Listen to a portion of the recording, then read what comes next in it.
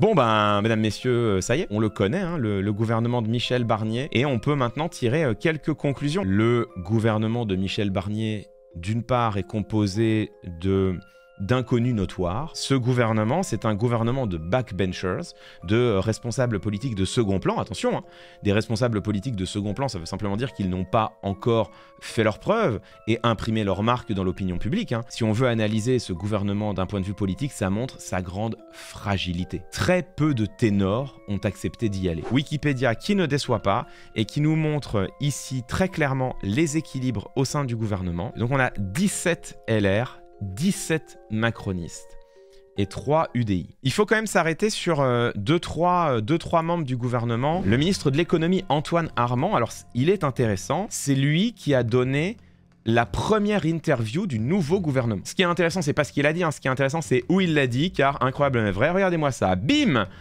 Première interview du nouveau gouvernement au journal du dimanche, propriété de Vincent Bolloré, dirigé désormais par Geoffroy Lejeune, l'ancien directeur de rédaction de Valeurs Actuelles. Voilà, bravo, hein. Heureusement que ce nouveau gouvernement faisait partie du front républicain contre l'extrême droite et les idées d'extrême droite, sinon on aurait pu se faire du mouron. Mais là, on peut être rassuré. Il faut qu'on parle un peu, mesdames et messieurs, de Bruno Retailleau maintenant. Ah bah il faut qu'on parle de Bruno Retailleau. Alors, Bruno Retailleau, membre historique des Républicains, ancien proche parmi les proches de François Fillon, qui est devenu ministre de l'Intérieur, alors qu'il était auparavant le président du groupe Les Républicains au Sénat. C'est pas n'importe qui. Là, pour le coup, c'est un symbole extrêmement clair et extrêmement fort sur la politique qui va être suivie par le nouveau gouvernement, le gouvernement de Michel Barnier. Symbole fort s'il en était, parce que Bruno Retailleau, c'est aujourd'hui l'une des voix les plus fortes de la xénophobie et de l'hostilité à l'immigration au sein des Républicains. Ce qui est intéressant, c'est que ça ne date pas d'hier. Regardez ce petit montage qui a été fait par Lina.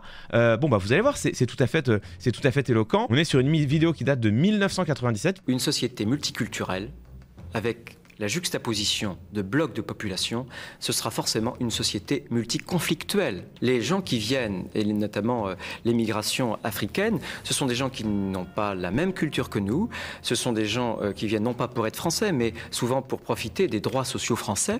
Donc le problème est que ces gens ne souhaitent pas s'assimiler. Moi je suis pour le terme d'assimilation plutôt que pour le terme de l'intégration. En 97, c'était déjà, en réalité, se mettre sur la ligne du Front National bien avant que cette ligne ne s'impose. Ce n'est pas simplement un homme qui récemment a pris des positions dures sur l'immigration par suivisme du Rassemblement national, comme a pu le faire Valérie Pécresse par exemple. Valérie Pécresse qui parle de grand remplacement en 2022 alors qu'on l'a jamais connu sur cette ligne. Bon, Bruno Retailleau, c'est un homme qui depuis 1997, à un moment donné où cette opinion était tout à fait marginale au sein du parti, s'est positionné de manière extrêmement dure, virulente, contre l'immigration, quitte à agiter des clichés racistes, les Africains qui ne savent pas s'intégrer, qui ne peuvent pas s'intégrer, qui ne viennent que pour les droits sociaux, etc., etc. Cet homme est désormais ministre de l'Intérieur et de l'Immigration. Heureusement que vous avez voté en majorité pour le nouveau Front Populaire, hein, parce que sinon, qu'est-ce que ce serait? On va se servir de Bruno Retailleau pour faire la transition justement avec la question qui nous intéresse, c'est-à-dire la question évidemment des élections législatives de juillet dernier, enfin de juin et juillet dernier. Vous pourriez me dire, Clément, tu exagères, tu t'arrêtes sur un type, Bruno Retailleau, pour nous dire que le gouvernement est à droite, ça n'est qu'un ministre parmi les autres, certes, la seule grande figure marquante avec peut-être, je dis bien peut-être Didier Migaud et encore, la seule grande figure marquante du gouvernement, mais tout de même, tu ne peux pas résumer un gouvernement entier à un ministre seulement, fût-il ministre de l'Intérieur. Eh bien, je vous propose que nous écoutions l'analyse de quelqu'un qui n'est pas, enfin, de quelqu'un qui n'est d'ordinaire pas sur ma ligne, hein, puisqu'il s'agit bien sûr de Robert Ménard, élu maire de Béziers pour la première fois avec le soutien du Rassemblement national. Robert Ménard qui depuis a rompu avec le RN, est une sorte d'électron libre à la droite de la droite, un zébulon d'extrême droite, mais dont la parole est intéressante parce que du coup, il lui arrive de dire ce qu'il pense. Il y a un Premier ministre qui est de droite, le ministre qui m'intéresse, un des ministères qui me semble le plus important, c'est celui de l'Intérieur, parce qu'il gère deux questions qui sont essentielles pour le maire que je suis, la sécurité et l'immigration. C'est pas tout à fait rien. On pouvait difficilement avoir plus à droite, oui, il y a le Rassemblement national, mais dans la droite classique, c'est quand même un type qui a de vraies convictions. qu'on peut respecter. Alors, on ne peut pas les aimer. Oui, la gauche a raison d'être déçue. Oui, la gauche a raison de protester. Oui, la gauche a raison de faire la gueule ce matin. Ils ont pris une gifle. Qu'on n'aille pas me dire que ça n'est pas un gouvernement de droite, voire très à droite, c'est pas moi qui le dis, c'est Robert Ménard. Nous avons à la tête de l'État français un gouvernement de droite dur. Il y a une petite phrase chez Robert Ménard sur laquelle il faut revenir parce qu'en fait, il ne s'en rend lui-même pas compte, mais cette phrase, elle est absolument capitale. Oui, la gauche a raison d'être déçue. Oui, la gauche a raison de protester. Oui, la gauche a raison de faire la gueule ce matin. Ils ont pris une gifle. Ah bon? Vous vous souvenez quand le macronisme nous disait qu'ils sont pour le dépassement, qu'ils sont et de droite et de gauche, qu'on ne peut pas dire qu'ils sont de droite. Pour un parti qui est pour le dépassement, il me semble qu'ils ont quand même d'assez grandes facilités à cohabiter avec justement la droite, et alors en l'occurrence la droite dure au gouvernement. C'est quand même intéressant cette fable, hein, cette fable du dépassement que le macronisme nous ressort et qu'il nous resserre tel un vieux plat réchauffé dégueulasse qui traîne au frigo depuis 7 ans, qu'il nous resserve à chaque nouvelle composition du gouvernement. Ah, on a fait le dépassement! Il y a des gens de gauche au gouvernement, lesquels, bah si, machine, t'es de gauche toi, hein? Ouais, si elle est de gauche, elle. Non, elle est de gauche, t'inquiète. Le même récit faisandé qui nous ont servi pendant 7 ans à chaque remaniement, on commence à voir où elle est leur gauche. Nulle part. Ça fait 5 ans que je le dis. Alors je suis pas le seul évidemment, hein. Vous allez me dire, nous aussi, et vous aurez raison de dire ça, de dire nous aussi. On est quand même un certain nombre à pas s'être fait enfumer par cette fable. Mais à un moment donné, sur le dépassement là, est-ce qu'on peut enfin dire que la Macronie est définitivement de droite, que non seulement elle l'est, mais qu'elle l'a en réalité toujours été? Parce que qu'on vienne pas me dire qu'il n'y a pas une continuité parfaite à la fois sur les questions des finances publiques, mais même sur les questions migratoires. Parce que, nom de Zeus, c'est quand même la Macronie qui, la première, a touché à l'aide médicale d'État. C'est quand même la Macronie qui, à l'époque, a refusé que l'Aquarius n'accoste en France au mépris du droit de la mer, les lois travail prises dès l'été 2017, l'état d'urgence réincorporé dans le droit commun, les APL immédiatement, l'ISF, la flat tax, depuis le début. La continuité sur ces dossiers est claire et évidente. Où nous mène cette continuité?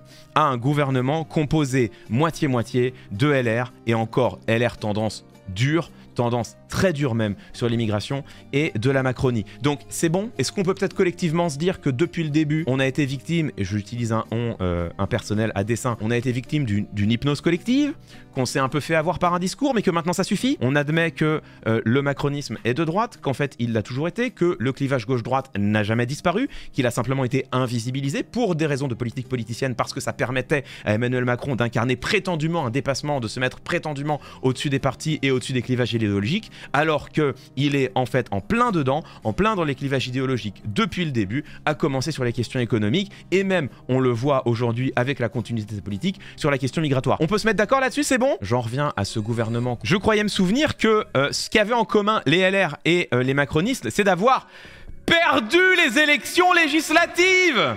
Les macronistes ont perdu les élections législatives, ils ont perdu, ils ont subi un recul en termes de voix qui est absolument majeur. C'est même pas moi qui le dis. La majorité sortante, elle a perdu cette élection. Voilà. Oui, à la suite, bien sûr. Vous reconnaissez la défaite? Bien évidemment, elle est... Mais personne n'a gagné. Mais vous... Ah! Il me semblait que dans une course, t'as forcément un gagnant, tu vois. Ce qui est intéressant, c'est ce qu'il admet juste avant. Oui, nous avons perdu, oui, c'est une défaite. En démocratie, quand tu perds une élection et qu'un autre bloc la remporte, ou du moins obtient davantage de suffrages que toi, il me semblait quand même que tu étais censé respecter ce suffrage universel. Et alors les Républicains? Les Républicains, eux aussi, subissent une défaite cinglante. Ils voient leur siège sérieusement amputé, jusqu'à ne plus avoir réussi qu'à recueillir 6% des voix au premier tour des législatives et 8% des sièges au soir du second tour. On a un gouvernement non seulement composé paritairement par les macronistes qui se sont vus infliger une défaite retentissante, cinglante, clair, un désaveu explicite de la part du peuple français qui les relègue de la première à la 3e position des forces au sein de l'Assemblée nationale, mais de surcroît, un gouvernement composé à parité par les Républicains, 8% des sièges, 6% des voix, nom de Zeus!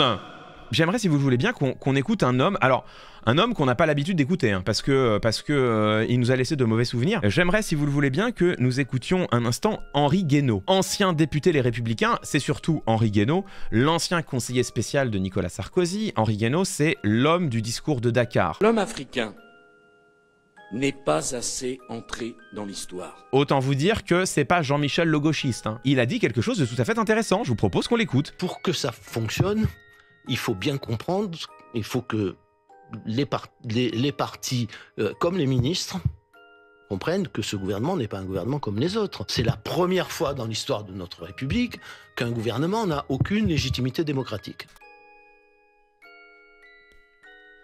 Quelqu'un ? On dit que maintenant c'est ça la France et que ça pose de problème à personne. Moi je veux bien, après on se met d'accord. C'est-à-dire qu'il n'a reçu aucun mandat pour appliquer quelque programme que ce soit.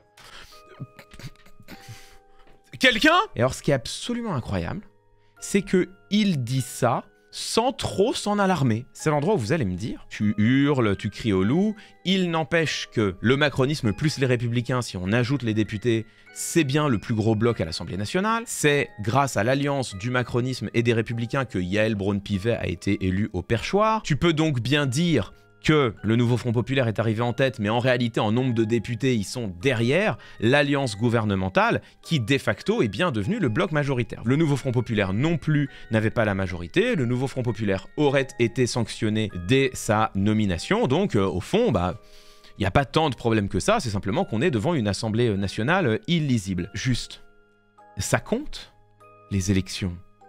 Non ? En juillet dernier, le débat électoral était clair. Vous aviez le nouveau Front Populaire qui était une force unie, qui a fait campagne sur un seul et même programme.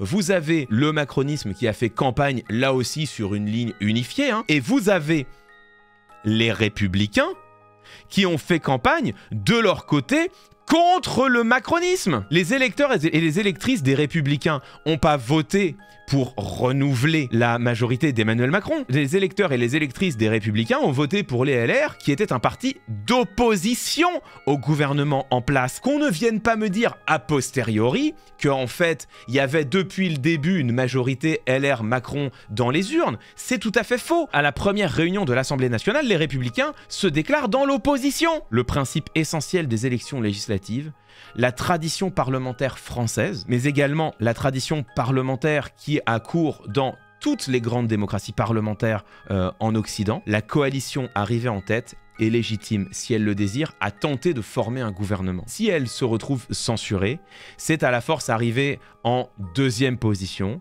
de tenter. Et si la force arrivée en deuxième position n'y parvient pas, c'est à la force arrivée en troisième position d'essayer. Le Rassemblement national avait dit très clairement, si nous n'avons pas de majorité absolue, nous ne voudrons pas gouverner. Donc, si le nouveau Front Populaire avait formé un gouvernement, s'était fait censurer, Emmanuel Macron était parfaitement légitime. Au lendemain des élections législatives, il y a 3 enseignements qui sont clairs et nets. Premier enseignement indubitable. À travers le Front républicain, les Français ont exprimé un rejet clair, pour le moment, du Rassemblement national. Deuxième enseignement qu'on peut tirer des élections législatives de juillet dernier, que tout le monde a oublié. C'est une sèche défaite pour le macronisme. Emmanuel Macron lui-même est forcé de le reconnaître le 14 juillet sur France 2. Troisième enseignement des législatives, le vainqueur des législatives, c'est le nouveau Front Populaire. Le nouveau Front Populaire qui non seulement voit son nombre de sièges augmenter considérablement par rapport à 2022, mais de surcroît qui arrive de manière absolument indubitable en tête des élections, puisque c'est bien l'Alliance qui totalise au soir des élections le plus de sièges de députés, nonobstant les tractations qui auront lieu ensuite entre les Républicains et la Macronie. Il y a une différence entre une alliance nouée avant les élections, qui se présente aux électrices et aux électeurs comme une seule et même coalition rassemblée derrière un seul et même programme. Ça, c'est le nouveau Front Populaire. Avec ce qui s'est passé entre la Macronie et les Républicains, c'est-à-dire des tractations. Ça n'est pas la même chose de s'allier avant et de se présenter unis face aux électrices et aux électeurs que de se présenter divisés, voire même de se présenter confronter et ensuite, après coup, de faire des tractations pour nouer une alliance. Donc certes, c'est vrai, à l'Assemblée nationale, Yael Braun-Pivet est élue grâce à l'alliance des macronistes et des républicains. Mais c'est une alliance qui se fait après le vote des électeurs. Là où se situe la volonté du peuple, la volonté populaire, c'est bien dans le résultat des élections, et le résultat des élections est extrêmement clair, et c'est pas moi qui le dis. Je vais me tourner, par exemple, vers Dominique de Villepin. Là encore, on n'est pas sur un marxiste qui a le couteau entre les dents. Le risque d'une crise de régime, c'est aujourd'hui se couper de l'exigence démocratique. Et c'est pour ça que j'ai dit dès le lendemain du résultat de la dissolution qu'il fallait faire les choses avec méthode et dans l'ordre, en respectant les Français. Il y a une force arrivée en tête, il fallait lui donner sa chance. Est-ce que le nouveau Front populaire aurait eu l'audace d'étendre ses lignes pour constituer un gouvernement qui puisse avoir une majorité? Ça, c'était pas au président de la République d'y répondre à la place du nouveau Front populaire. Voilà l'avis de Dominique de Villepin, d'une clarté absolument diaphane là aussi. Il n'est pas seul en cela, je vous propose d'écouter un autre homme dont la parole est respectée. Il s'agit bien sûr de Jean-Louis Debré, ancien président de l'Assemblée nationale, ancien président du Conseil constitutionnel. Lui non plus, on ne peut pas dire que ce soit le premier des islamo-gauchistes. Lorsqu'on fait des élections, on envoie au gouvernement le parti ou la coalition qui est arrivé en tête. Là, je m'attendais à ce que, compte tenu du résultat des élections législatives, qui est sans ambiguïté, le président de la République en tire les conclusions et demande au parti de gauche de prendre sa responsabilité. Et on a revu le résultat. L'analyse de Jean-Louis Debré est exactement la même que celle de Dominique de Villepin. Dernière pièce livrée au dossier, c'est Brut qui a ressorti cette analyse présentée par Emmanuel Macron lui-même. Alors, pour le coup, je ne sais pas ce qu'il vous faut. Donc la question, c'est comment on crée des mécanismes de responsabilité et de respiration démocratique. Que le quinquennat phasé ne permet plus une forme de respiration démocratique de mi-terme à la française, en tout cas de césure, de respiration, où le peuple français peut dire « j'ai confiance dans votre projet, donc je vous redonne une majorité pour le faire ». La réalité, si on allait au bout de la logique, c'est que le président de la République ne devrait pas pouvoir rester s'il avait un vrai désaveu en termes de majorité. En tout cas, c'est l'idée que je m'en fais et qui est la seule qui peut accompagner le fait d'assumer les fonctions qui vont avec. Voilà, il le dit. Il ne se contente pas de dire le président de la République devrait assumer une cohabitation s'il subit un vrai désaveu lors des élections intermédiaires, lors des élections législatives intermédiaires. Il dit même le président de la République devrait s'en aller. Aujourd'hui, 5 ans plus tard, il n'envisage pas une seule seconde de démissionner, mais de surcroît, il n'a même pas accepté de redonner les rênes du pouvoir. On va avoir besoin d'une clarification du système, parce que si on va au bout d'une présidentialisation du système, alors il faut des mécanismes de responsabilité politique devant le Parlement qui vont plus loin que ce qu'on a aujourd'hui. Et ce qui est autre chose, ce qui est d'avoir une procédure de type impeachment, et donc d'avoir une procédure où à ce moment-là, vous avez une contraposée qui peut l'appeler. Mais ce qui est sûr, c'est qu'aujourd'hui, le système ne respire pas suffisamment dans le cadre du quinquennat. Il est en train de dire, si le président de la République subit un franc désaveu de la part de l'Assemblée nationale et reste accroché au pouvoir comme une huître à son rocher, il devrait exister une procédure qui permette au Parlement de renvoyer le président de la République. Ce dont il est en train de parler, c'est littéralement la procédure de destitution qui a été engagée par le nouveau Front populaire, à l'initiative de la France insoumise. C'est précisément d'ailleurs cette procédure de destitution qui est condamnée, conspuée par les élus La République En Marche en disant c'est un dévoiement de nos institutions. C'est pas un dévoiement de nos institutions. Si tu engages une procédure, c'est qu'elle existe, c'est qu'elle est prévue par les institutions. C'est Emmanuel Macron lui-même qui l'appelait de ses vœux il y a 5 ans. Nous sommes en train de vivre en France une expérience tout à fait particulière. Une expérience que je ne pensais pas vivre de mon vivant. Nous avons un gouvernement en place qui n'a pas de légitimité démocratique. Nous avons aujourd'hui en France, qui vient d'être nommé, un gouvernement dirigé par Michel Barnier, Premier ministre, les Républicains. Un gouvernement constitué à parité de ministres macronistes, dont certains, 7 d'entre eux, ont été reconduits. Donc eux, ils sont restés là. Ils subissent une défaite dans les urnes et ils restent au gouvernement. La Macronie subit une défaite dans les urnes et elle continue de composer la moitié du gouvernement. Les Républicains qui subissent une défaite, un désaveu limpide aux élections législatives et qui se retrouvent avec la moitié des postes du gouvernement. Et j'ai pas fini, mesdames, messieurs. La clé de voûte qui tient tout ça. Vous vous souvenez quand je vous ai dit le premier enseignement des urnes au soir des élections législatives, c'est que les élections de juillet dernier ont exprimé avant toute chose le rejet par les Françaises et les Français du Rassemblement national. Et qu'est-ce qu'on voit aujourd'hui?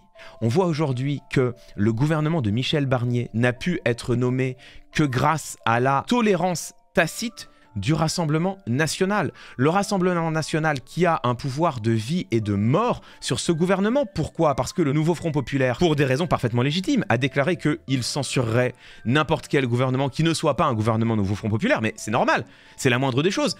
Ils étaient légitimes à gouverner. Donc à partir de ce moment-là, il suffit que le RN décide de voter la censure pour que le gouvernement soit censuré. On a un gouvernement qui n'existe que grâce à la tolérance tacite du Rassemblement national.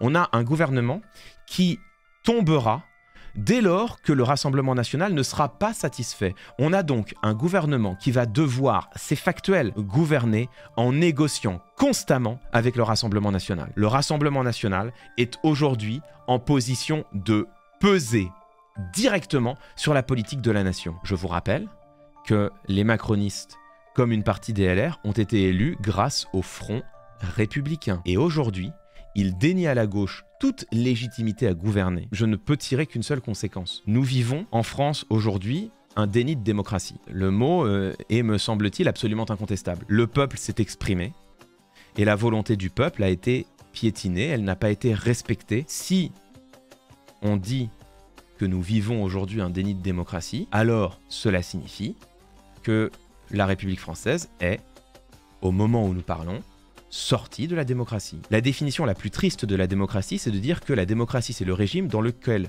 le peuple peut, par intermittence, se choisir son tyran. C'est ce que dit Joseph Schumpeter dans un livre célèbre qui s'appelle « Capitalisme, socialisme et démocratie ». Ça, c'est vraiment la vision la plus minimale, la plus triste, la plus cynique de la démocratie. Hélas, c'est celle qui prévaut aujourd'hui en France. Mais là, on n'est même plus là-dedans. Il y a eu retour aux urnes. Il y a eu vote des Français. Le vote des Français est clair. Et les Françaises et les Français ont exprimé d'une part un rejet du Rassemblement national et d'autre part un rejet de la présidence macroniste. Les Françaises et les Français ont un gouvernement constitué pour moitié de ministres macronistes et ils ont un gouvernement qui n'existe que par la grâce du Rassemblement national et qui devra négocier avec le Rassemblement national. À quel moment peut-on prétendre que le peuple s'est choisi son tyran? Alors, dans quel régime vivons-nous? L'autoritarisme, peut-être, si vous voulez, la dictature, non, sûrement pas. Fort heureusement, il y a encore des élections, et ces élections, malgré tout, ont un impact. Alors, pas l'impact qu'elles devraient, mais elles ont malgré tout un impact. Le totalitarisme, évidemment, non. Ce qu'on voit bien, c'est que il y a en réalité un continuum. Et dans ce continuum, hélas, nous nous sommes éloignés d'un gros cran encore de l'idéal démocratique. Les chercheurs et les chercheuses, je pense qu'il faut que nous nous mettions au travail. Je pense qu'il faut que nous commencions à réfléchir à une manière de qualifier le régime que nous vivons, qui est tout à fait particulier. Mais je pense que collectivement, citoyennes et citoyens, il faut que nous prenions conscience du fait que la France, aujourd'hui, est sortie de l'idéal démocratique, y compris dans son acceptation la plus minimale. Une fois qu'on a dit ça, il faut essayer de comprendre comment nous en sommes arrivés là. Emmanuel Macron a utilisé cet été une arme politique absolument redoutable et dont il s'est d'ores et déjà fait maître. Il a utilisé la résignation comme arme politique. C'est déjà ce qui s'est passé au moment de la réforme des retraites, hein, souvenez-vous. La réforme des retraites qui était rejetée par les citoyennes et les citoyens. Hein. La réforme des retraites a été adoptée contre le peuple, mais elle a été adoptée quand même. Pourquoi? Parce qu'Emmanuel Macron a utilisé la résignation comme arme politique. Il s'est contenté de dire, mais allez-y, manifestez, pas de problème. Hein. Bah, les gens se sont résignés. Ils se sont dit, bah attendez, on manifeste et rien ne change. Bon, bah... on rentre à la maison et on remet Netflix, mais on peut pas leur en vouloir, quoi faire d'autre. Et là, c'est ce qui s'est passé pour ces élections législatives. Les Françaises et les Français ont voté massivement lors des élections législatives. Les résultats sont clairs. De nombreuses personnalités indépendantes lisent les résultats de la même manière que moi. Ces résultats n'ont pas été respectés. Alors évidemment, dans les premiers temps, ça hurle. Et puis bon, la trêve olympique, qui n'était pas là pour rien. Puis ensuite... le feuilleton de l'été pour nommer un Premier ministre, avec les consultations infinies, tout ça pour finir sur Michel Barnier, qui était un nom qui était évoqué dès juin, hein, bon, fin de la parenthèse. Et puis ensuite, à nouveau, le sketch pour former le gouvernement. Bref, tout cela a duré 2 mois et demi. 2 mois et demi plus tard, les Françaises et les Français sont résignés. Alors la question maintenant, c'est qu'est-ce qu'on fait? Où on va? Est-ce qu'on accepte cette résignation? Est-ce qu'on se laisse gagner par l'engourdissement démocratique en se disant que, bon, au fond, est-ce que c'est si grave?